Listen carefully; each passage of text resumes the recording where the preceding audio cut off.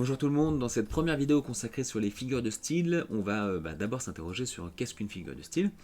C'est très simple, à partir du moment où vous parlez au second degré, eh bien il y a une figure de style. Quand vous dites, je sais pas moi, quelqu'un vous a gonflé parce que justement il arrive en retard et que vous dites tu me gonfles, ça fait 3 heures que je t'attends alors qu'en fait ça fait 2 minutes, eh bien il y a une figure de style qu'on appelle l'hyperbole dans ce cas-là. Mais vous voyez, c'est ça en fait. Dès qu'on ajoute, dès qu'il y a un petit message caché en plus à comprendre, il y a une figure de style. Et dans cette vidéo, plus toutes les autres qui vont arriver, eh bien, on va voir pas mal de figures de style ensemble. On commence par 4 figures de style, les 4 qu'on voit généralement en 6ème. Alors, on va commencer avec les premières figures de style qu'on voit généralement en 6ème. Donc, soit vous êtes en 6ème et c'est un cours, soit vous êtes au-delà des 6ème, après la 6ème, et du coup, ce sera de la révision qui peut ne pas faire de mal. Donc on commence par les figures de style qu'on appelle par analogie, en gros c'est quand on compare deux éléments, l'un par rapport à l'autre. Et bien justement la première figure de style que tout le monde connaît, c'est quand même la comparaison.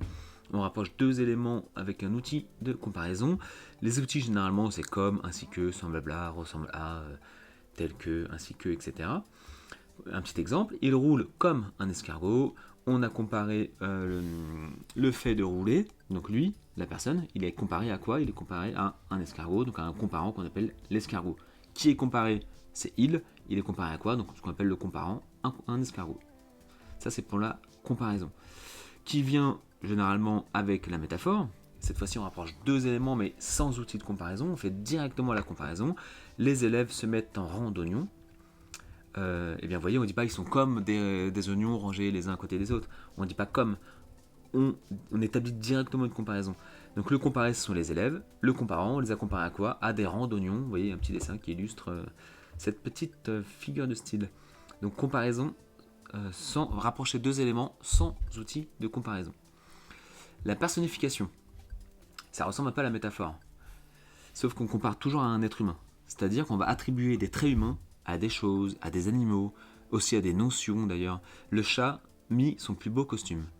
Vous voyez, pour dire que, par exemple, qu'il est très beau, qu'il a un beau pelage, on a comparé son beau pelage à un joli costume, à un beau costume. On pourrait faire pareil avec une chose, la craie, cri de douleur, pour dire par exemple une craie qui fait un bruit strident au tableau. On pourrait faire pareil pour une notion, la mort est venue frapper à sa porte. Vous voyez, c'est une notion qu'on a humanisée, comme si elle venait frapper à la porte de quelqu'un. Et enfin, la dernière qu'on voit en 6ème, c'est l'allégorie. Alors je l'ai expliqué de manière un peu simplifiée, certes, mais au moins ça permet de comprendre. C'est quand on va représenter quelque chose qui est abstrait. Vous voyez, la paix, la mort, l'amour, la justice, c'est abstrait, c'est pas des choses matérielles qu'on peut voir. Mais on va essayer de les représenter de manière imagée. Par exemple, la paix, on peut la représenter avec une colombe blanche. La mort, on peut la représenter par la faucheuse. L'amour, on peut la représenter par un cœur. Et la justice, on peut la représenter par la déesse grecque de la justice, Thémis. Avec la balance en tout cas. La balance de la justice qui pèse le pour, le contre, le bien, le mal. Et voilà, donc du coup, ça ce sont les 4 figures de style qu'on trouve en 6ème. La comparaison, la métaphore, la personnification, l'allégorie. Je vous propose un petit exercice à la suite de cette vidéo pour vous exercer.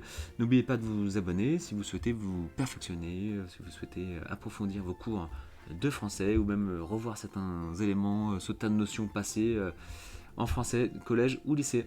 Allez, bonne journée!